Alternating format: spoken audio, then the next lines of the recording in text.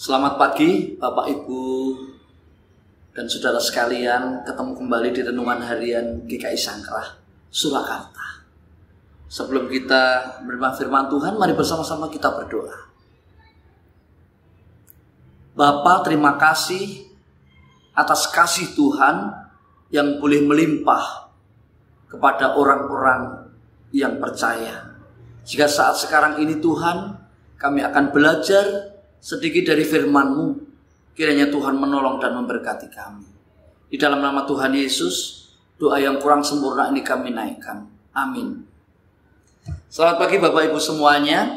Hari ini kita baca di dalam Efesus 4 ayat yang ke-32. Tetapi hendaklah kamu ramah seorang terhadap yang lain, penuh kasih mesra dan saling mengampuni, sebagaimana Allah di dalam Kristus telah mengampuni kamu. Bapak Ibu dan saudara sekalian, kita jelas di sini sangat jelas tentang pengampunan. Ramah kepada orang yang kita kenal adalah hal yang biasa. Tetapi ramah terhadap orang yang belum kita kenal, kita harus banyak belajar dahulu. Setiap kita berjumpa dengan orang yang kita kenal, pastilah kita menegur sapa, ngobrol, kemudian kita bertanya sepatah kata, dua patah kata. Nah, itulah dikatakan kita ramah kepada orang lain. Kalau kita selalu ramah, pastilah kita juga akan dihargai banyak orang. Bapak Ibu dan saudara sekalian, apakah ramah itu? Di dalam kasih mesra, artinya kasih kita harus memiliki kekuatan. Tuhan Yesus sudah memberi teladan kepada kita semua tentang kasih yang tidak goyah. Walau ia dikhianati, disangkali, ditinggalkan, dan menghadapi banyak tantangan dan cobaan, tetapi Tuhan tetap kuat akan semuanya itu, mempunyai daya tahan yang kuat. Bapak Ibu dan saudara sekalian, kasih tidak cukup hanya diajarkan, hanya teori, tetapi harus juga dipraktekkan kepada banyak orang hari lepas hari, sehingga menjadi ciri khas setiap murid Yesus, yaitu kasih kepada sesama.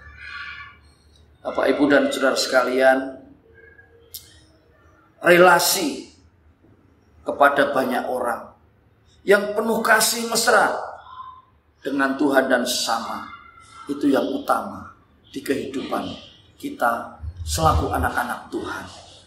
Yang kedua, kita saling mengampuni satu dengan yang lain. Pengampunan adalah kunci bagi semua orang. Hubungan yang erat, hubungan yang sehat, hubungan yang baik dengan banyak orang, itu diperlukan saling menjaga diri dan menjaga hati kita masing-masing. Yesus pernah berkata, sebab itu jika engkau mempersembahkan persembahanmu di atas mezbah dan engkau teringat akan sesuatu yang ada di dalam hati saudaramu terhadap engkau, tinggalkanlah persembahanmu itu di depan mezbah itu dan pergilah berdamai dahulu dengan saudaramu, lalu kembali untuk mempersembahkan persembahanmu itu. Jadi yang namanya mengampuni, mengasihi, itu teladan dari Yesus. Pernah suatu saat muridnya bertanya kepada Yesus, Yesus, kalau